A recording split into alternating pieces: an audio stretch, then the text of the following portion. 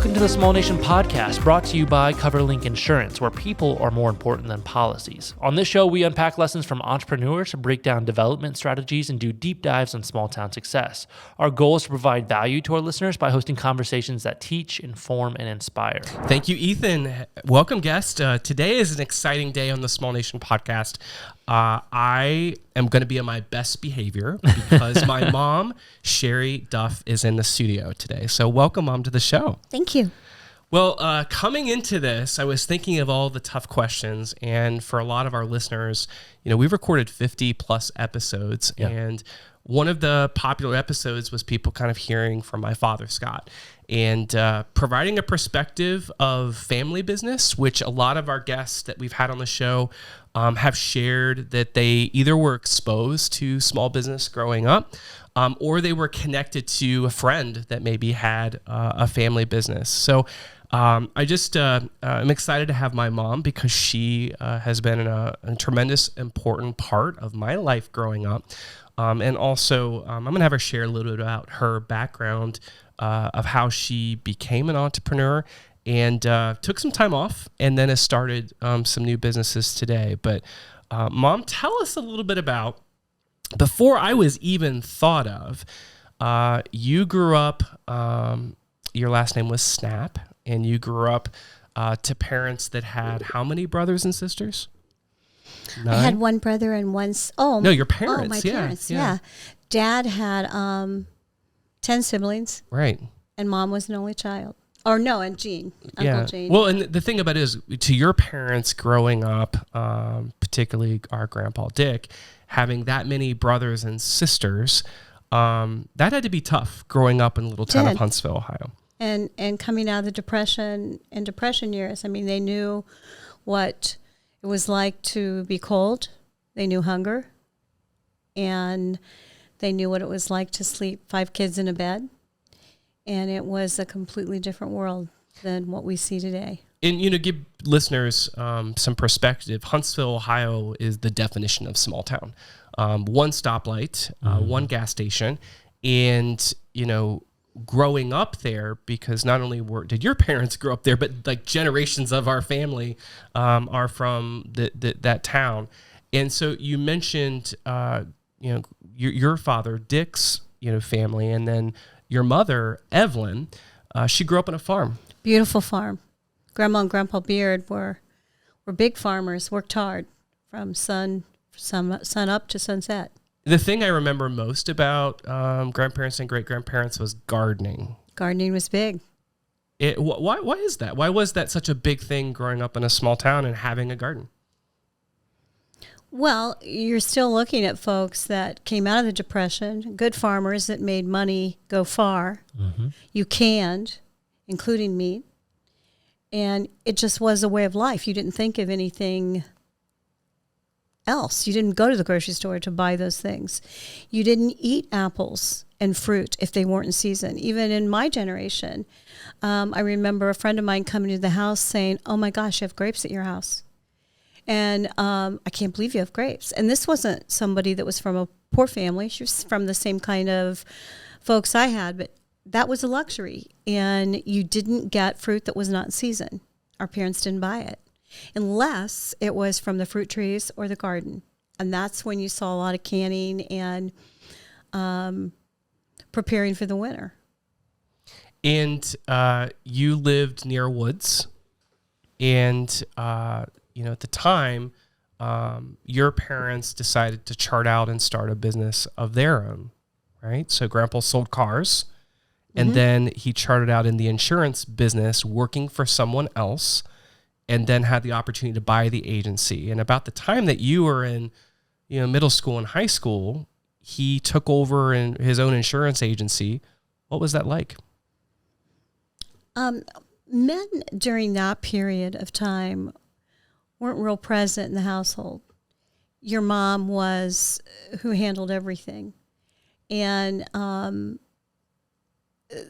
he was a great father, but he just wasn't real present. And you understood that. Mom didn't work, didn't have a car till I was in first grade. And they just did their best. And you had 2 other siblings. Yeah, an older sibling and a younger sibling. Yeah, and who are deceased now. And we lived a great life in Huntsville. You know, you didn't hear anybody fight, cuss, or scream. It was pure and wholesome. You played outside. There was a woods behind our Huntsville house in Huntsville. Herb and Edna Hall were great folks. And they had a beautiful woods. We would walk through the woods to get to school. We walked to school every day. And I think that's a perspective for people that have never visited Ohio, let alone a small town. When they're hearing some of this, it's like, how is that even possible? Right? But I think part of what shapes you in those experiences is the connection that you have to your friends, your neighbors, your family, but also some of the hardships. I mean, growing up with Grandpa not being in the house a lot, and the pressures of, I've had some of these conversations, the pressures of building a business. Every bit of money in the household was being reinvested in the business, right? Well, during those years, my brother had been burnt really bad by a vaporizer at the age of 2. So 70% of his body were 3rd-degree burns. So he had constant surgeries and lots of pain with Mom and Dad, but they handled it well. I don't remember it as a child as a time of hardship because it was such a simpler world. You would walk down to get gas. I remember often walking to Earl Martz's grocery store to buy meat and supper, and take it back. Mom would cook, and it was a delightful experience. It was really like Mayberry. You know, when you watch Mayberry RFD, it was just like that, where Tubby owned the gas station. And when you go by, you could get a Tootsie Roll for 5 cents. And everybody knew everybody. And it was powerful. We rode our bikes. We played with neighbors. And you're right, those connections, and I've got to revisit a lot of those folks again, being back in retail, and the joy that I get and have. It's amazing, the connection, because we still are so connected. Just this week, a little gal that came in, well, her grandma and I were majorettes together, and her mom and dad were best friends with my mom and dad. I mean, I got to tell this 19-year-old girl about her great-grandparents she had never met. Wow. And I had the whole story, from him singing in church to what great folks they were, what tremendous folks they were, and how kind they were. And I mean, it was mesmerizing to both of us. And I remember so much ending that conversation, thank you for giving me that back. And, you know, she came from good folks. So, and again, my classmates from kindergarten, they've all shown up. Even the kids from Lakeview that we were so afraid to meet when we left Huntsville to go to Lakeview when we merged in 6th grade. It's been a powerful connection. And we get so busy in our lives that we forget those connections. And it's fun to take pause just to say thank you. Thank you for coming in. Thank you. Yeah. So majorette. What for people listening, what's a majorette?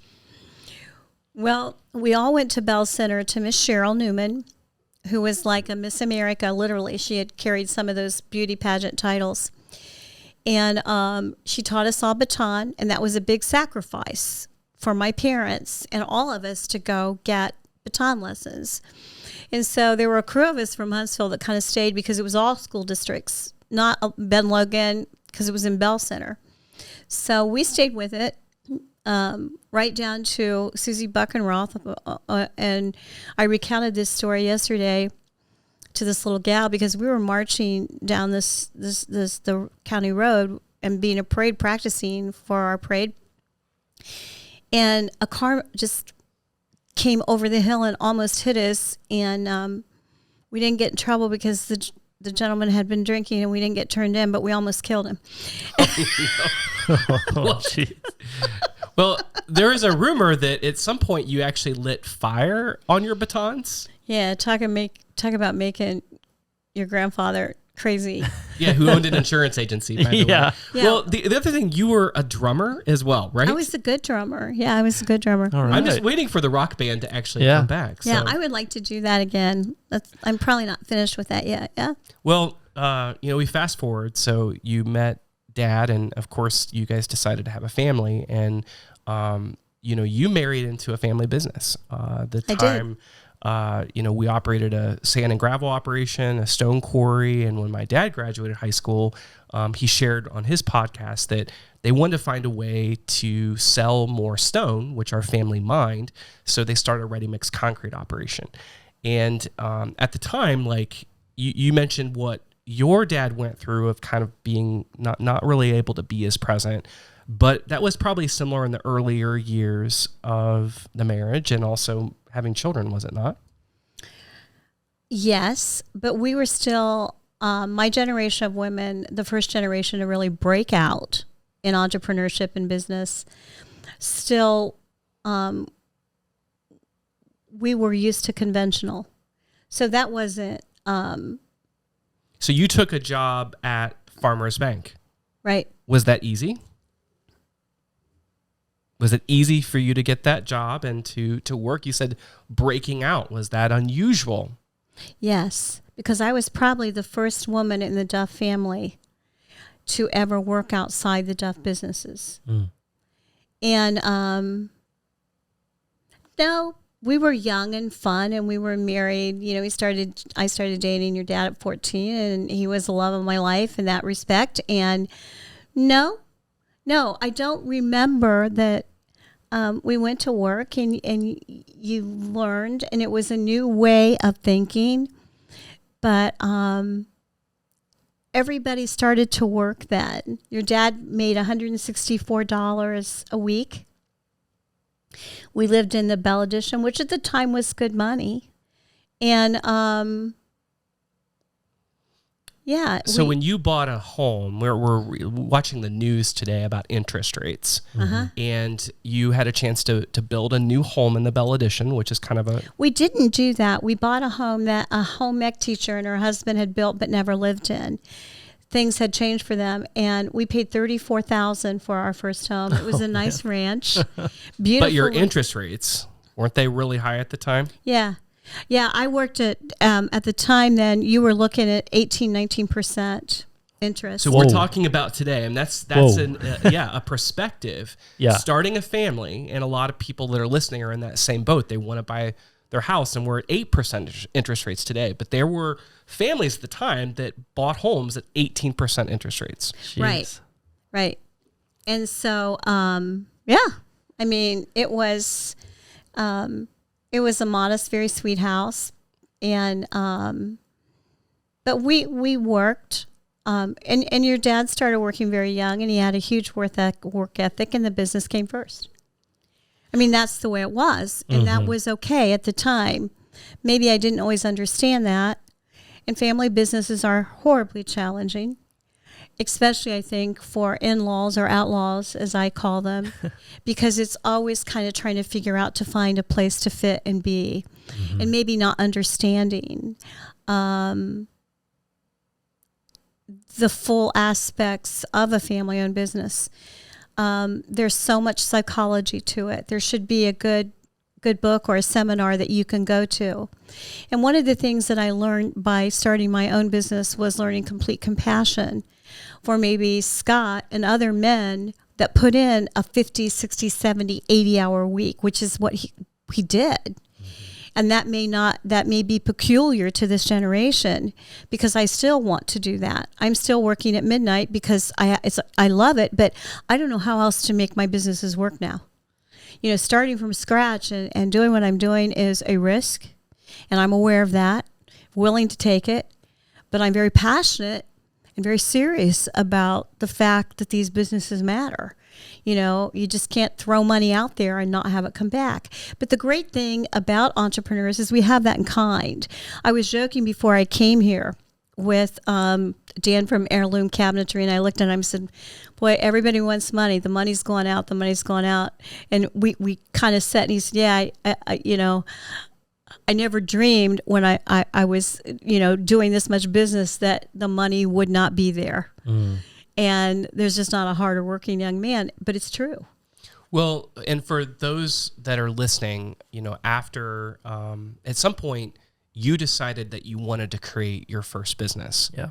And you were working as a paralegal. You actually had some time where you got a legal education. Right. I worked for Legal Aid, which was the armpit of law, and pretty much a social worker paralegal. And I loved it. And upon the death of one of the children, I won't go into the details because of confidentiality, a 3-year-old little girl, I just walked out and said, I can't do this anymore. I'm not making a difference. I'm not changing anything. And I walked past 3 buildings. Jeff Zell owned them at the time. And I went back to your dad and said, this community needs a bookstore. And why a bookstore? Marty Varian had started a lovely bookstore, and she had passed. And it's like the same business as I do now. Books are culture. At the time, we didn't have a lot of that here. And bringing in books are magic, romance, joy, and fun. And we had 3 buildings, and I talked to I remember when I ordered the 32-foot neon rainbow, and your dad got the bill, and he did say to me, what the hell are you creating down there at Disney World? I said, kind of. Well, and at the time, I don't think we knew how this business was going to evolve, but I think the period of time was in early 1990s, like maybe 1991. They acquired us 3 storefronts in downtown Bellefontaine, which, as Mom shared, just about 2 or 3 doors down from where Legal Aid, where she was working. Mm-hmm. So the vision, as I remember as a young person, was you were going to lease out one of the storefronts to a finance company. And two of the storefronts. The other one was a dancing company. Yep. So really, 1 out of the 3 was going to be your store, and then the other 2 were going to be leased tenants to pay for the acquisition price of the building. Mm-hmm. Well, I remember starting out, Mom hired a manager, and then they went to a convention to learn about how the book industry works, and you got introduced to a supplier called Ingram, which Ingram supplies, bookstores all across the country, and then the box and shipment start arriving. So it was kind of fun opening up as a kid.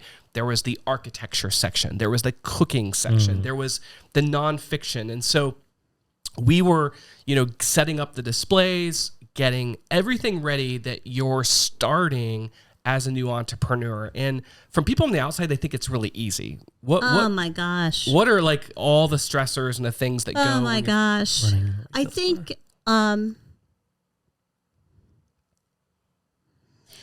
first of all, at 65, when I go back and I realize what I'm recreating, I have to find the balance of investment, because at 65, you don't want to go into huge debt. Mm-hmm. I don't really want to work at Bob Evans at 70. It's 90-hour work weeks. And I don't know how else to say that to anybody, because I don't think you can make it work any other way. And to give some perspective, what is involved in that time? What are you doing? The first thing you do is you present the ideas quite differently than you did. You young folks do with your education training. Your dad and I shot from the hip, and I'm very grateful to the family because it gave me capital.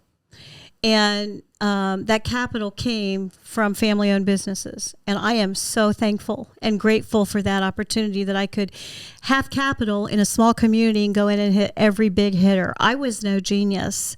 The only difference between me and the average person at the time was I was very hardworking, but greater than that, I had capital.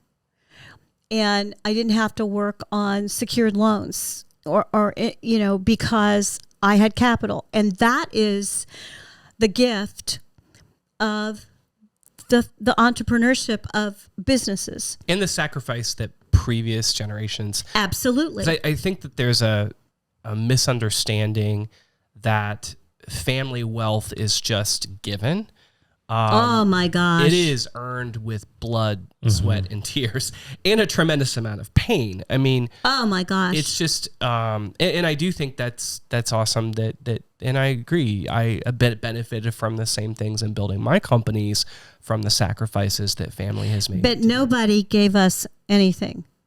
Well, you definitely, it almost comes with more strings attached, because then you have to prove that the money that you're using, you're actually doing good with it, and it's not being wasteful. Because like, you can go out and buy fancy cars and, vacations and jewelry, or you can find a way to reinvest in your town, or your business or your community, and hiring people and growing. So there's a very big difference about how people view wealth. There's probably expectations that come with that money as well, about how you're going to handle it, things like that. So, I mean, to keep walking us through the story a little bit, you open your first business, you got your store up and running, you're obviously working really hard in it. How was it going for you? Well, what changed? Yeah, what changed from the bookstore, and how that evolved from one storefront to 3 storefronts? Walk us over a period of about 15 years about how the store evolved. You saw it, and it became magic. And then we went to Waterford Crystal, seeing that the tremendous support from this community. I can never thank the folks in this community, from Kenton to Sydney, Indian Lake, Ben Logan, West Liberty, DeGraff. Those folks were so supportive. I was open 7 days a week till 9 every night. Those folks were incredibly supportive. Never did I dream we could hit, over $1 million in sales, and repeatedly. Wow. And I think the thing that evolved is those were the years that people collected things. They cherished gifts. And so the things that I remember as the store was evolving from a bookshop is it started moving into collectibles. So things like cherished teddies and precious moments and Department 56 villages. And so if you think back to your parents and grandparents that had those curio cabinets, they collected and cherished things. And it was an experience to travel to towns and communities to find the collectible figurines or pieces that you didn't have. And the thing that customer service and the things that Peachtree Books and Company was the name of the business that it offered, is that it was a destination for shopping that you would not normally get in a small town, but in a much larger city and experience. And then if you can share some of the specializations that you had to accomplish to bring people to the store. I mean, you mentioned hours was one differentiator. Right. What were some of the other kind of specialized services? Our customer service was impeccable. Our events were fun. We had a Muffy Vanderbeer style show and sold $10,000 in Muffy Vanderbeers in one day. You probably want to buy a Muffy Vanderbeer. And they were these, these 10 to 12 inch Muffy Vanderbeers. And we had a style show that made the front page of the Columbus Dispatch. Right. Louis Vito was in it. And we went out, and you dressed like your bear. I see. And so we had a big time style show. It made the front page of the Examiner too, because these kids, and they were little. We're talking 5 and 6 year olds dressed like their bear. Yeah. Well, and the thing about when you'd walk into the store, and this is part of creating the theater of the experience, which we do a lot of coaching with retailers about doing, is you enter a space that has soaring high ceilings, beautiful lighting, the smells and the aromas of Yankee Candle, which was a major line, and Root Candle, and all these other candle lines would hit you when you first walk in the store. And then the sparkly, glittery elements of all the Swarovski crystal. It was part of people would describe walking into it like out of this world. And then the other aspect, when Mom would hire people, she would hire artists and people that some other folks may judge harshly, but she would recognize that they had a gift and work to plug in their gift into her eclectic retail experience. So the kids' room had a real 32-foot neon rainbow, and that was the expense that she mentioned that my dad had a little tough time with, but then the real yellow brick road got incorporated, the hot air balloons. So you felt like you were being transported into the Wizard of Oz. Yeah. And I think that all of those kind of elements carried the store along with custom gift wrapping. Our gift wrapping would have rivaled any Neiman Marcus or any gift wrapping in the country. A quick footnote on the hot air balloon basket. I bought that for $350, went to Lima, loaded it in the truck, and it was a mess. And there's a great footnote. Jennifer, that owns the One-Eyed Cookie Lab, grandmother, Mary Wagner, was an expert basket weaver. So I called her to come fix it. She made it perfect. Again. Wow. It's involving people in your community that have a unique gift. Yeah. And, you ran that for how many years? 16 years. And then, like life changes hits, you decided to sell the business. And also, I think that confronted for you and Dad, after my sister and I have a younger sister moved out of the house, you confronted your marriage, and the two of you decided that it did not make sense to continue that. That was painful. That was hard, but you took some time off. It's never a good idea.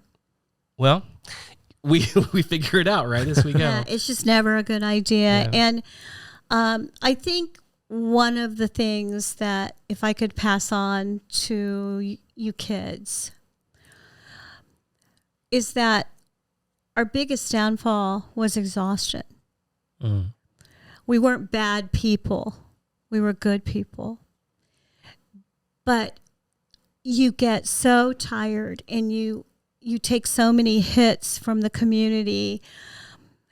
It's never peaceful unless you want to live in a shoebox, and that would have never been my choice.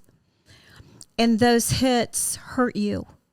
As you age, you realize they're irrelevant and they mean nothing, that the earth is a school of knowledge, and we learn that none of those things have value, because to take them to heart and to process them to harm your life is so silly. It means nothing.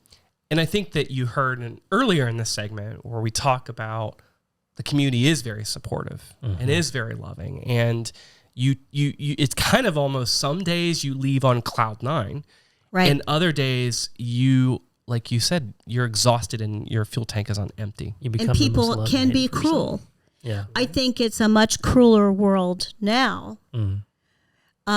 And I don't think maybe people are crueler. I think social media amplifies it. Yeah. Well, and I think you had that kind of rough transition. It happens to families, more than 50%. And then you kind of said, hey, I'm going to refocus on life. My sister now has 3 children, but she started having grandchildren. And so part of your mission became being a grandmother. As you looked through life and those lenses, anything that surprised you? Yes. The other side of that is we were not just taking care of grandchildren, we were taking care of parents. True. We were kind of the generation that had committed that we were not going to put our parents in nursing homes. And if my mom called 18 times a day, I answered 18 times a day. And my whole life, during about an 8-9 year period, were my mom and dad and grandchildren. And I was so blessed to be able to bring those grandkids to mom. And my mother lived for that. And to see her and spend time with her 3 days a week was the best time I've ever spent. My mom and I were very best friends, and there is not a day that I wake up that I don't miss her. I lost my brother and sister and dog in the same weekend, and mom died a few months later. And the pain when you have that much loss so quick and so fast, no one can comprehend until you live through it. I'm blessed that I had training in meditation and stress management, because I think I probably would have died too. At about 8 o'clock at night, I would go into terror anxiety thinking, They're all gone. How did they all leave? I'm alone. How can this be? And then you'd go over, pop some wine, and the anxiety would go away for a couple hours anyway. And the realization that this was not the way I was going to spend my life. I was healthy and strong, and by all indicators, I'm going to be on the earth a long time. That's what brought me to the comfortable space and level to two choices where I would have left and gone on one of the Mercy ships. I called, but it was during COVID. They train you 3 weeks. It's like the Peace Corps. The stints are 1 year. And I could have easily gone in administration. They needed help. They had 3 ships. 2 were out, or 2 were working. 1 was out off the coast of Texas. And I really did contemplate that and got close to doing it. Then COVID hit, and Ebola and other things. And I'm not a medical person, but I would be good in administration. And that's where I would have fit the best and could have worked. And I wanted to be off the coast of Africa. And then, the thing comes up with grandkids and then what happened to me, and this is a true story, I actually told it at Kiwanis, and it's the truth. I was sitting in the basement really mourning the loss of my family and my mom the most because we were inseparable. And a hard caramel, Werther's original caramel commercial came on. And there was a chocolate store, and this big, fat, fun chocolatier walks out with an apron and a chef's hat on. And this little boy ran up to a storefront, interesting enough, not any different than the one I'm in. This little boy looked exactly like my grandson, Tyson. And I said to myself, I want to do this. I got on my knees and said to my Father in heaven, give me one more run. One more time. This is what I know. It's what I'm best at. I would rather go to prison than go to the villages in Florida. Not a snowbird. We've heard stories of the villages. So I'm glad you're not there. But no, I appreciate you opening up and sharing that. And so, where we've ended up today is a little over about a year ago. You charted out to open up a new retail store after being out of the game for 15 or 20 Which years. I remember the pitch like it was yesterday. You came in, sat the whole Small Nation team down, did it just like any other client would. And we were tasting chocolate. Yes. She was explaining why. Oh my gosh. And I'll be honest, I had a lot of hesitations, not because I knew she couldn't do it, but how different the world is today. Yeah.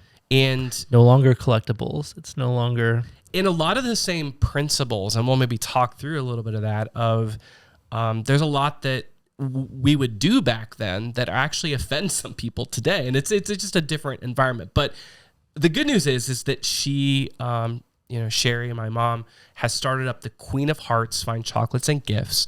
And it's located on Court Street, which is this beautiful, it's one of the oldest concrete streets in America, in downtown Bellefontaine, right on the square. In the historic Opera Block. Yep, in the Opera Block where the courthouse is.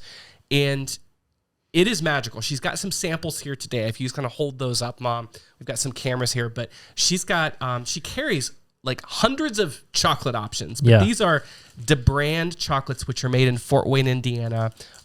They've got, amazing truffles. And when you walk inside the Queen of Hearts, tell us a bit about what's special about the Queen of Hearts. Well, one, I still don't believe it's real. It's the most magical experience. All right, at this time, we're going to take a quick break to hear a word from our sponsors.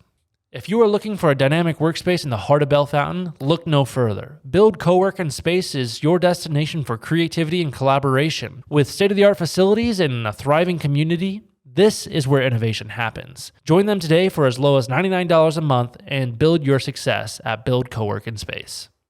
Brew Fountain's voted best beer bar in Ohio. Come visit their award-winning team in downtown Bellefontaine for fresh, local craft beer, soups, salads, sandwiches, wine on tap, and handcrafted cocktails. And they're always available to cater your next event with their boxed lunches and platters. Cheers to Small Nation. You call it the grandma store. Why? Well, when I started, Jason, you continued to tell me that you had some serious concerns about my communication skills. That perhaps I would offend everyone I met. This is true. And that the work ethic was different, and I wouldn't deal well with that. And people with their phones are everywhere. And shorty shorts, where there are parts of women's bodies hanging out. And I did have some trouble with that. My underpants were bigger, and I'm like, you can't wear that. So I hired women 70 and up, women I knew. And we did okay. Our technology skills were real bad. We kind of, Nick and Bo were amazing, and we leaned on Small Nation a lot. Mm-hmm. We had to clean up our language because our language is different than your language. And if I heard the word one more time, you disrespected me, and my eyes were rolling back in my head, and all I could think is, thank God you don't know what I want to say to you, because I don't know folks that couldn't put in an 8 or 10 hour workday. And I think that's the big shift that's changed is it's just, being able to understand how to communicate with people and the speed, expectation of speed, the expectation of quality. And the goal of what, Shary and her team want to create at Queen of Hearts is when the door opens and people walk in, you make them feel welcome. Now, to some folks that have never been trained or experienced that, when she asked them to step outside of the counter to go greet someone, that makes a lot of typically younger people feel very uncomfortable because they've never been taught those skills. So there's a lot of translation between the expectations of customer service of, what was 20, 30, 40 years ago to what, we're striving to teach the next generation of people. Answering the phone. Yeah. If I did not pick up by the third ring at Farmers Bank, I would have been reprimanded and then fired if I continued. We don't answer the phone if there's a customer in the store. I'm like, you can't do both. Mm-hmm. Multitasking and knowing that your payroll, I struggled with this in the last month. I had some folks in there undoing some boxes, and there were 15 boxes. Well, Peachtree, I got semis in. And I walked in to these great folks, and I said, it's 15 boxes. This is a 30-minute job. 30 minutes. 30 minutes. Now, someone my age did point out to me that I do act like a rabid dog sometimes. And that my level and work ethic of knocking folks down and getting stuff done may not always be appropriate. But I can't do it another way. Yeah. I don't know how. I love you, coming back into business and you're sharing your experience with all that, because you're providing, perspective to maybe my generation about work ethic, about, expectations just in the workplace and things like that. But then also, we're also teaching maybe technology or, someone's phone. It's probably a business calling. You can grab turn that. it off real quick. Yeah, that's fine. If it's a sale, she might end up taking it right now. It's a lifeline. They want to scan me. Yeah. We'll see. Oh, boy. I don't need lifeline. No, I'm fine. Okay, That's good. Okay, quit it. That's good. But, okay, I think your music's playing now. Oh, that's your voicemail. Okay, good. So the Queen of Hearts, it's now been open, and, you've learned a lot. What are some of the other products and things that you're most excited about? I brought in chocolate from our baseline brand is DeBrands, and it's one of the top chocolates in the country, and these folks are tremendous. They ship Their customer service is impeccable. And I've gone out a little bit, bought beautiful gourmet foods. Many are rated first and second at the New York and Paris food shows. They're tremendous. My pasta's all made in Italy. We're quick, we're fast. Now that I have some markets come down, we're going to do a lot of cooking events. But it was my goal to bring things to a small town that you can't see here. We brought normally see here. We've got chocolates from all over. With the economy the way that it is, I have brought in some lines with some better $30 retails for serving dishes. I've been wise. I've just brought in Stonewall, which is a great food line. Mm-hmm. Again, Stonewall is top notch. You can get a beautiful gift for $25 already packaged. So I'm watching with this economy with my love for Mackenzie Childs, and we do sell Mackenzie.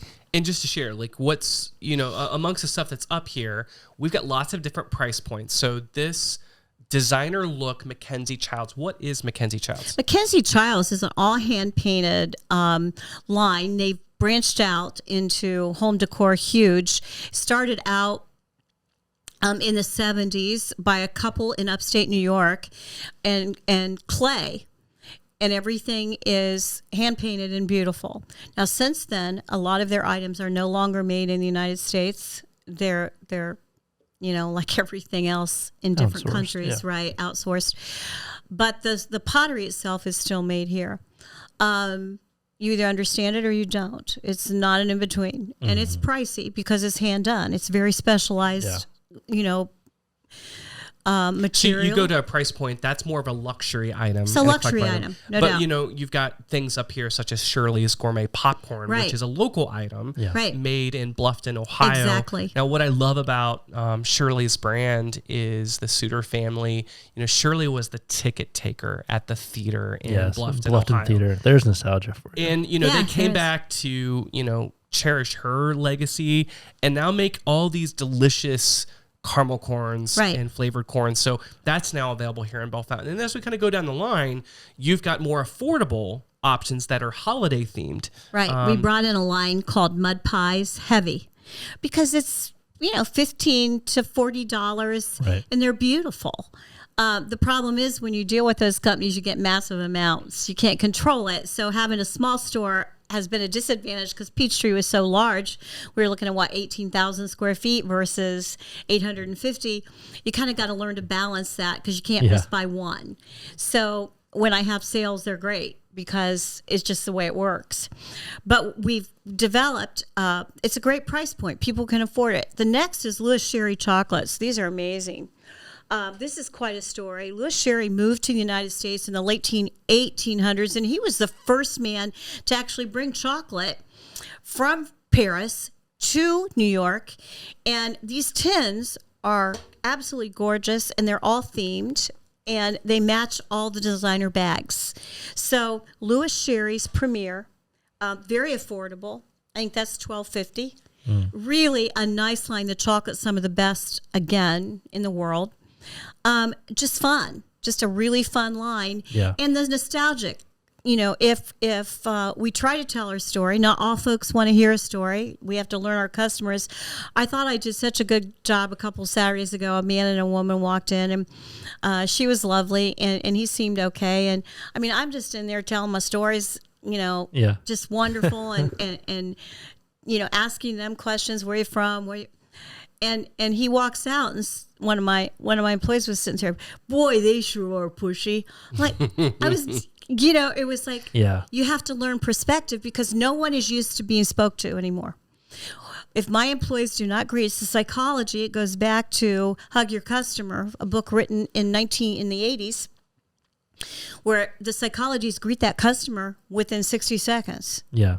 That's the psychology. And when I walk into Queen of Hearts now, I can tell a difference of the customer service. Yes, you can. Someone comes right up to you and shares everything. I mean, and I know you know me, so you obviously take that time with me as well, but I've seen you do it with other customers as well. In fact, I think your episode of the documentary, I have some of that in there too. It's just like, that's the expectation for your store, and I love that. Well, it's everybody, and I go through... I've hired some really great young folks that have tremendous skills and ability. Mm-hmm. but they don't understand what that means. And no matter how many times you tell them they want to be behind the counter, they can't work for me. They may be great in technology. They may be great. And these are some folks with 4-year college degrees. We have to, it's our responsibility to pass on and teach those skills. And it depends on, I need people like Shary and other retail veterans to teach those skills, which a lot of times starts with the way that you present yourself. It starts with the eye contact, the body language, you know, and there's a difference between being pushy and being helpful and warm and friendly. And so I think it's finding that, and I think you guys do a really nice job of that. The other thing that I want to compliment you on is you now have just started your second business. It is not open yet, but by the time this podcast drops, it will be open, and it's called the Naked Goat Bath and Body. So this was the pitch that she made to me. I want to open a bath and body shop. I'm going to put a bejeweled bathtub in the window of this storefront, and there's probably going to be goats that'll be out on the sidewalk. All is true. It worked. There's a lot of no's. There are a lot of no's. And I will tell you, just walked by the storefront today. It's been completely repainted. The bejeweled bathtub is in the store. Yep. The goats have not arrived, but I think they're they here, may. and we've got them outfits. This is why you get so many no's yourself from It's other true. people, is because you get requests to put goats This on is the true. sidewalk. But hey, if it works, it works. Well, tell us about this store. What's special about it? This is number 2, store number 2. Yes, it's store number 2. This is one of my most exciting ventures in life. We have been working, Mark and I have been working diligently. I normally hit bed about 1:30 or 2, not because of anxiety. I don't touch alcohol anymore. Because I research things I love, which is the chocolate store and the food. And are you on Instagram or Fair? Where do you like to get some of your inspiration and ideas? Fair is average. It's your everyday average. So I get a few. And Fair is a website that a lot of small business retailers go to buy small amounts of minimums of high quality goods. Exactly. Like Grandpa comes in and he wants chocolate covered peanuts. Okay. Mm-hmm. None of my lines will waste time on chocolate covered peanuts or a special mint. So I use Koblenz chocolates to cover those areas that my chocolatiers won't use.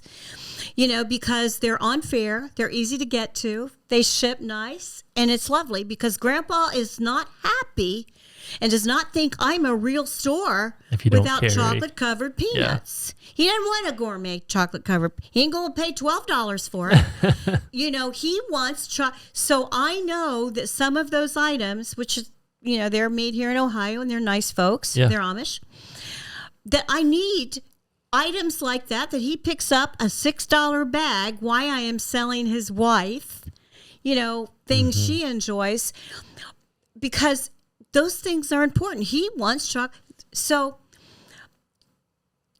you know, where else do you get your inspiration? So, thank you. Yeah. I go to the top lines in the world. Things that QVC on the internet, or are you traveling? Everywhere. Okay. I want you guys to feel this, because you got to feel it to believe it. Okay, She's telling us now.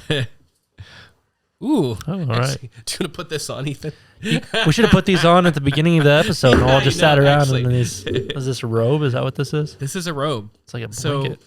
what are these? That line is one of the top lines in the country. QVC has made it a household word. It's called Barefoot Dreams. I have ordered 500 of these socks at $15 each. They tell me that will not be enough. So the Naked Goat Bath and Body, when you walk in, it has a huge selection of bath and body products, which is anchored with Beekman 1803, which is a wonderful line of bath and body products. And then you have candles. And then in the back, there's a boutique pajama room that you offer a lot of very comfortable pajama items, right? Am I saying that right? I offer 2 lines, and those 2 lines are the top 2 lines in the industry. They wash beautiful. This is a lifetime robe. They're made incredible. And that is called Softies, which is probably the second greatest line. They're not inexpensive because the fabrics are incredible. They wash beautiful.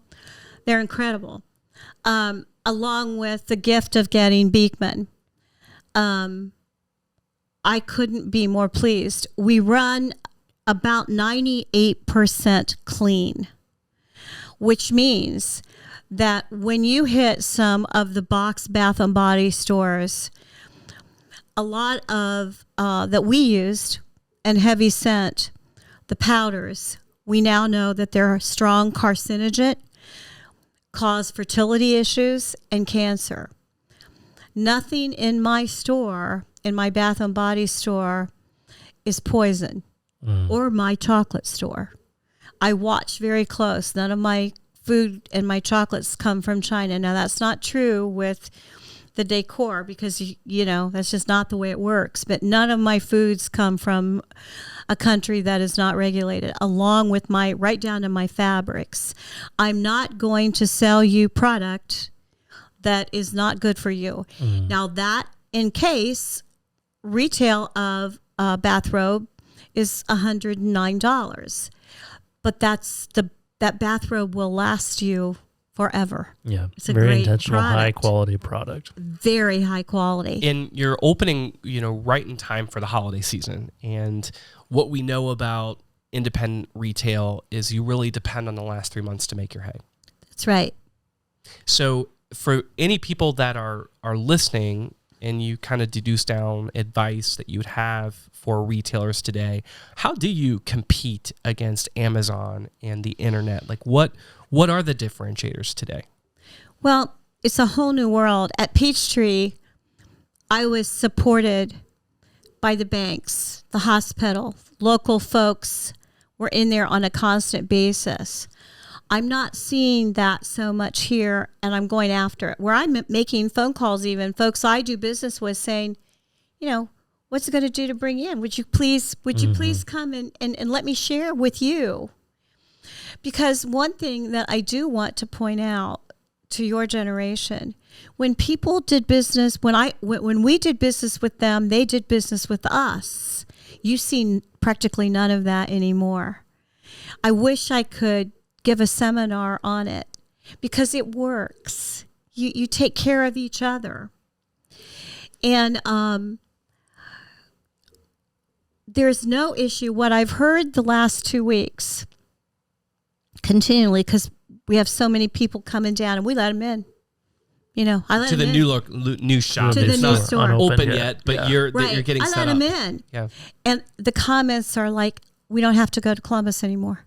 I want to smell, touch, and see it. You touch that robe and those pajamas, and you tell me that you've ever touched a robe or pajamas of those qualities. Well, and I think that's where the pendulum is swinging back, and we're seeing this a lot where you can't. There's certain things you just can't buy through the internet and have confidence in. So if I want to buy a gourmet chocolate, like it can look pretty and I can look at reviews, but I don't know how it tastes. Right. And I think one thing that your store does really well is you provide samples. I mean, there's not a better way to know if you like something than trying it. Yeah.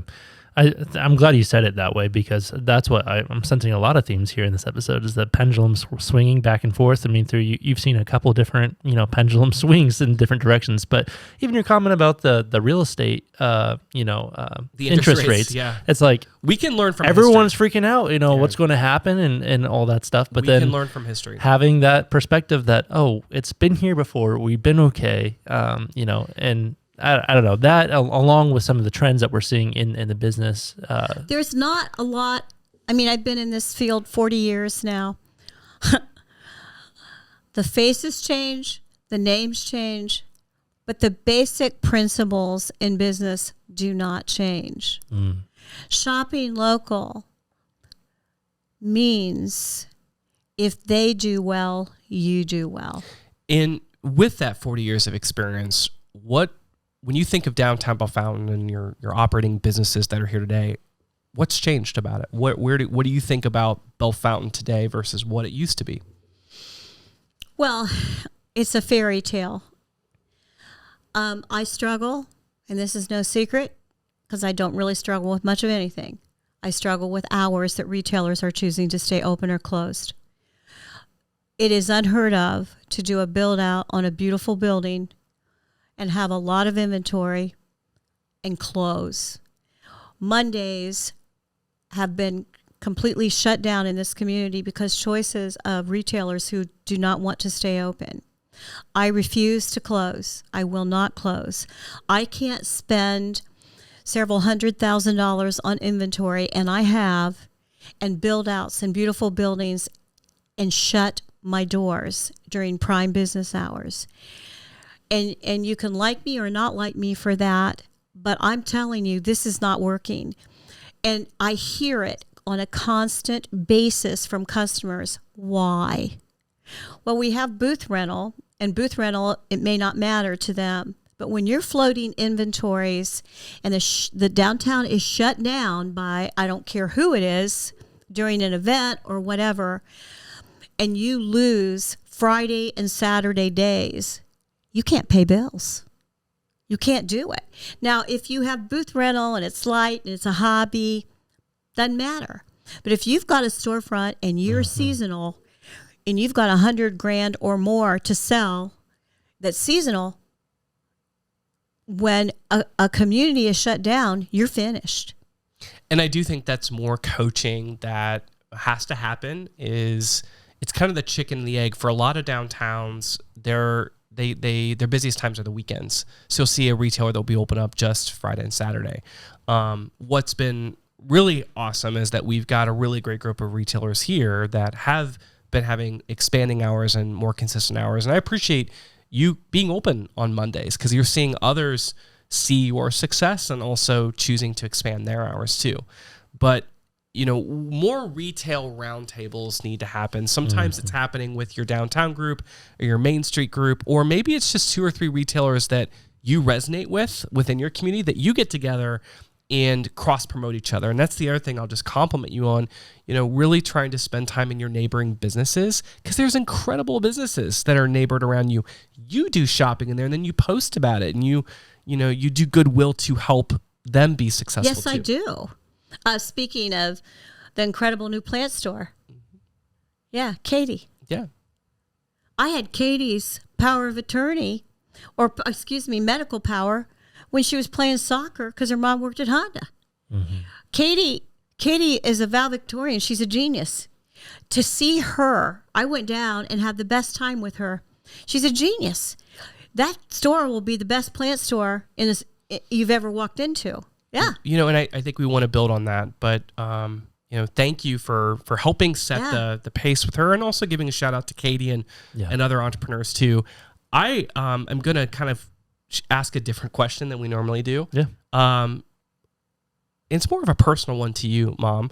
As you think about your legacy, what you hope to leave on this planet and the experiences and the business that you have, what does that mean for you? I don't think about it. My spiritual beliefs are present. I don't spend much time thinking about afterwards. My time on earth will be finished until I decide to come back again.